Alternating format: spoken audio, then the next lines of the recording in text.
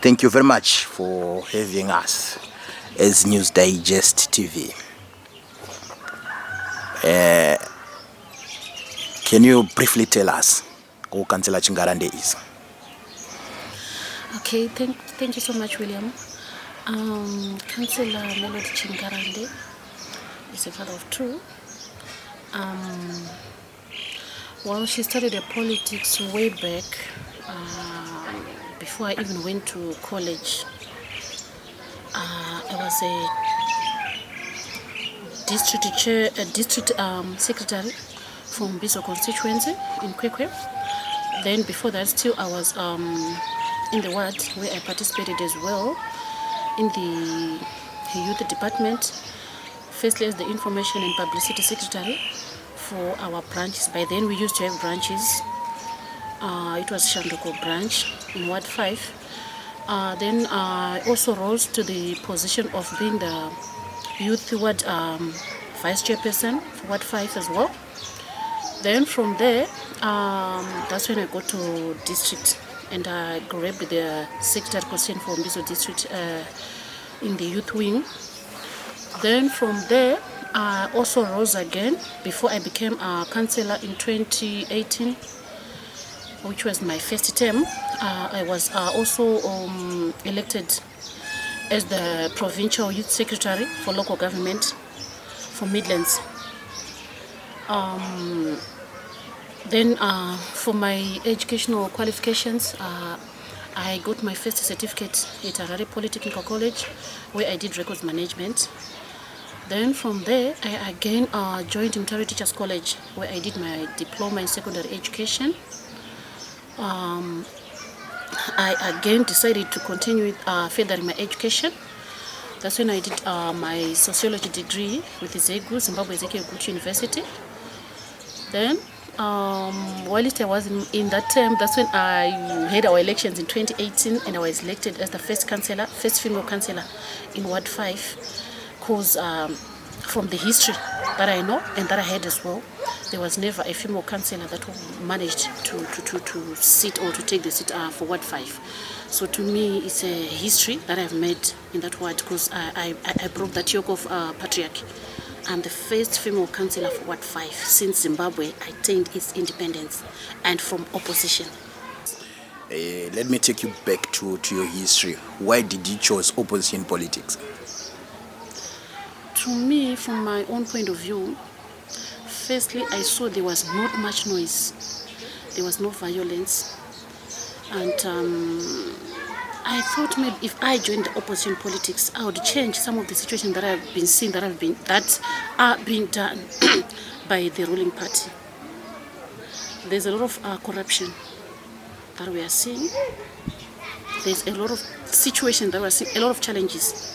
Not all of them are there to save the people, but most of them are just going there to have their pocket beefed up with a lot of cash, a lot of stains, a lot of things that we are seeing. So I just thought maybe I should also break that patriarchal thing.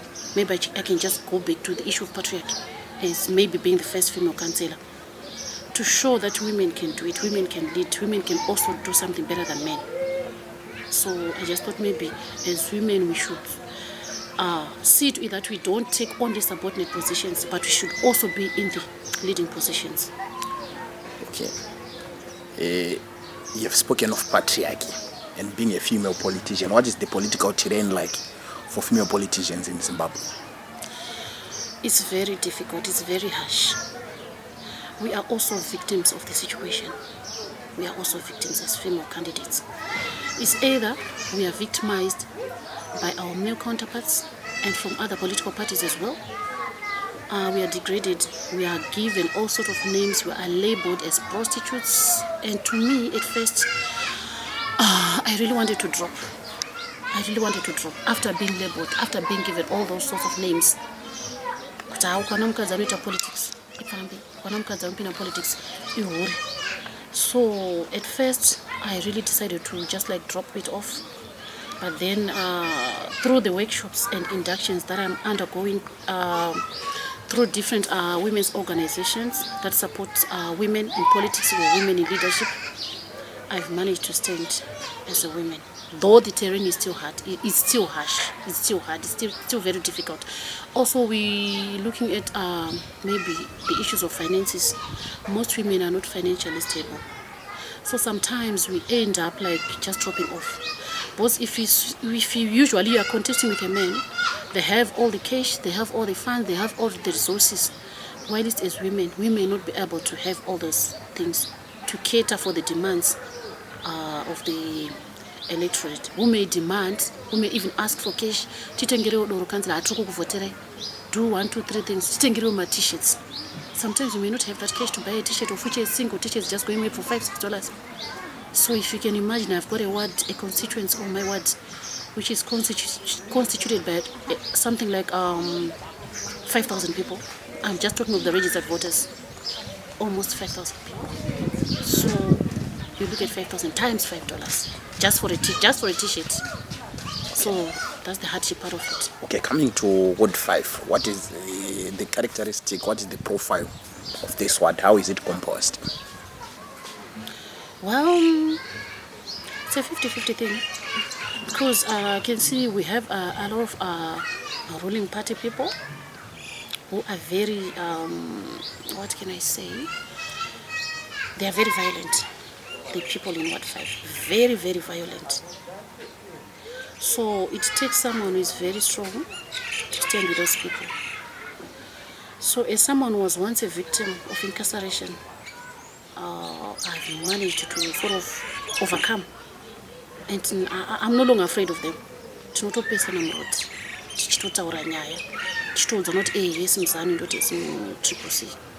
like that. So that's how it is. But I've seen with Ward 5, people are growing.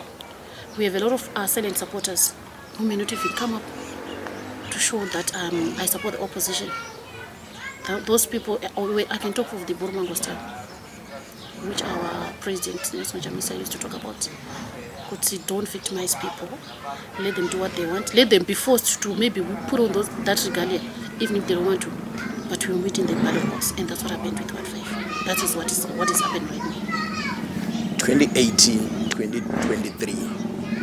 2018, you were first elected into council. 2023, you retained the ward. It shows people have faith in you. Why do you think they have faith in you? Well, I can talk of a service delivery. I've done a lot that was never done by others before. Since when I came, started staying here in Ward 5 in 2008, 2007, 2008. That's when I started staying here in South Sanamba, in Section 3. We didn't have any tower lights that was working. All the tower lights were not functioning. Of which there's a lot that we know is happening. Even but because I managed to advocate and lobby through our council resolutions, all the Ward 5 tower lights agara aripo iwayo ese akubvira. So that's another issue. They know that I'm giving service delivery and nothing more. And I'm here for this position just to give service delivery to the Ward 5 people. We used to have sewerage all over, best sewer pipes. But right now, even if you can go, you cannot even see one. Sewage, yai blocker, almost every day. Maybe it's because, of course, I don't deny the fact that our pipes are old, because it's one of the old suburbs in Kwekwe. Since it's Section 3, it's one of the old suburbs. You can talk of Section 1, Bizo ME, Amaveni, then we come to Section 3, which is one of the oldest suburbs in Bizo. So, of course, our pipes are very old. They need to be revamped and renewed each and every time. But we have managed to at least control. Because Tukuti packet called sewage, we make a report fast, we take action. So it's one of the things they've seen that at least the service delivered that we expected as Ward 5 residents, at least we are getting it. Also Marara, Anga Azar, Mawads, Munumu Mwadi Medu, everywhere, Mapampa, everywhere. but we've managed to control that. We no longer have my hips, we no longer have my dumps, we no longer have my sewage akasa. Even in Mvura, we used to have some other places like Section 19, no best maybe it's because of the pressure. Waterworks, so maybe any pressure. So we used to have a lot of pressure, which put pipes in for maybe for 3-4 days. But right now it's not like that. We're having our water, at least packet or a best pipe, they are attending on time. Elected twice, recalled twice, suspended once. You're making history. Anything we should like to say about that? I think you're the most controversial councillor in the country, the most recalled councillor. Anything we should like to say about that? Well, I think competence speaks a lot. I can say these other political parties or this other political party doesn't need people who are competent enough. They need those people whom they can say jump and you don't ask why should I jump and just say jump high. Why should I jump high? How high? You shouldn't ask. Just have to jump. So I'm not that kind of a person. I don't go to council to get resources. I'm just here to serve the people, that's all. So when I go there, I'm just going there to make resolutions pertaining to the needs and demands of Ward 5. That's it, nothing more. So if I go there, I have to speak about the needs, the demands, whatever service delivery is needed and expected of me for Ward 5 residents. That's what I do. So if I do that, the people are seeing that I'm providing them the service delivery they expected and nothing more. So if I go there, I have to make my voice heard. I should be heard as the Ward 5 councillor. Not noise. I don't want to make noise. I'm not there to make noise. I'm there to just give the service, deliver the service demands that I expected, that I needed as Ward 5 for Ward 5 residents. That's all. Then if that is not done, when I know maybe the resources are there, then I should make noise on that. That's it. That's who I am. Okay, let us come to the latest recalls. Why do you think 3 councillors from Kwekwe were recalled? You are one of the councillors. Why do you think you were recalled by Mr. Tshabangu? On that case, maybe I cannot have a straightforward answer because I don't even know who Tshabangu is. I don't even know why he decided to recall myself, the deputy mayor, Dr. Mwonzora, the mayor, and our chief whip. Maybe he just thought maybe we are these key stake holders in the decorum of the councillors or in the organogram of our councillors. Maybe, because I don't really even know which criteria he used, and I don't even know who told them about my name, who told him about my name.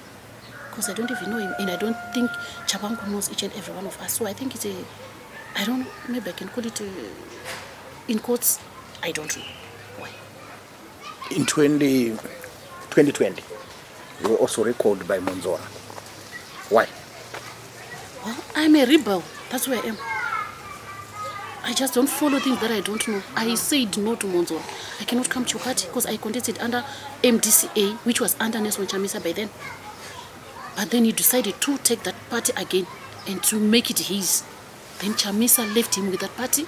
He took all the resources, all the building that we had as MDC-A by then, which was under MDC-A. Then he said, go with your things, but I cannot go. I cannot follow you. Because when I went on election in 2018, I was under the banner of MDC, under Nelson Chamisa as my president. So when he decided to say, I am now the new president of MDC, then I said, no, you are not my president. So I didn't go with him. That's when I got recalled. Because I'm a rebel. I'm a rebel. I rebelled against him. I didn't want to take any action following him. Because I'm not for Mwonzora. I wasn't for Mwonzora. I'm for the people and I'm for Chamisa. I'm under Nelson Chamisa, the rulership of President Advocate Nelson Chamisa. You participated in by-elections, March by-elections last year. Yes. Under CCC. You won. Yes. The victory was short-lived. You were recalled. Yeah. You were suspended. Yes. Why were you suspended then? What really happened is it was a simple issue. Because my duty as a councillor is to make my voice heard, is to make contributions. I made my own contributions, trying to look into the budget that we thought as council or as councillors or as council as a whole were too exorbitant. There was an outcry from the residents. Of course, the budget was already signed by the minister, and it came back. When it came back, we were seated in the council and we decided as council, because we were making deliberations, we were giving our own contributions. So I contributed, why can't we? That was my contribution, that was my own line of thinking. Why can't we make a sort of try to work on our 400%, because it was an increment of 400%. So we're saying of the 400%, the budget has already been signed. We cannot change it, yes. But why can't you stagger the budget so that at least it becomes better for the residents? Why can't we stagger the budget until we reach our 400%? We're not saying we are reducing the 400% because it has already been signed by the minister. It has already been approved by the minister. So we're not saying we're going to reduce or do anything or temper around with the budget. But I don't know how it was misinterpreted by this law and by the minister as well. And you got suspended. And I got suspended. But I was representing the residents. I'm also a resident. I'm also paying the same rates. So that was the issue. And being recalled twice, suspended once, do you have any regrets? No, I'm really happy. That's how it is. That's how politics is. That's the terrain of politics. You don't get a position on a civil platter. That's how it is. It's very difficult and it's making me stronger, much better, a very maybe better politician, because I've seen how politics is. I can't just expect to be in politics then expect even to just smoothly go or flow smoothly. So of course I was challenged at first. I got hate, but then I just told myself that no, that's how it is. I'll continue and I will not give up. That's who I am. I will not give up. I'm never going to give up. I'll continue with the struggle. 2 times you were elected deputy mayor for the city of Kwekwe. The first time you served for less than a week. It was only 3 days. You were a deputy mayor for 3 days. 3 days, yes. In 2023 for less than 3 months. Yes. You are the shortest serving deputy mayor for the city of Kwekwe. Mm-hmm. What would you like to say about that? It's just funny. I like it that way. That's how it is. It's history anyway. It's history. Why am I being elected as the deputy mayor? Why am I being recalled? Why am I being suspended? That's a question that I'll just leave to the electorate and the people who are going to watch this video. It's a question that I will not answer, maybe fully answer it. Why am I being elected? Why am I being recalled? Why am I being re-elected? Why am I being recalled again? That's how I can answer your question. So are we going to see you contesting again in the coming by-elections? Of course, if I'm given the opportunity by my political party to represent Ward 5, and I'm given the opportunity by the Ward 5 residents to contest, I will. As we are now concluding, you're young, you're vibrant, you're a female politician who has braved all the challenges in politics. Where do we see Madam Chingarande in future as a politician? Well, any ambition to lead the CCC in future? Yes, I'll proceed. I'll not stop. It doesn't mean that if I become a councillor, I'll end here. I'm thinking of something else that I will not disclose. Of course, I will continue leading the Ward 5 residents. But I'm still thinking of something else, which I will not disclose. Because once a councillor, once a politician, one may say I may sort of not have a position which is maybe all that known to the people, but I'll still continue with my politics. Thank you very much, Councillor, for having us. Anything which you'd like to add in conclusion? Well, I'd like to say to the CCC people and all the recalled members, our councillors, our senators, our MPs, just remain strong. This is how politics is. This is the struggle. It's a matter of time. We are going to make it. Change is just around the corner. just keep crossing your fingers and just keep praying unto the Almighty. He's the only person who's going to deliver Zimbabwe into the safest hands of Advocate Nelson Chamisa. Thank you very much for your time. Thank you.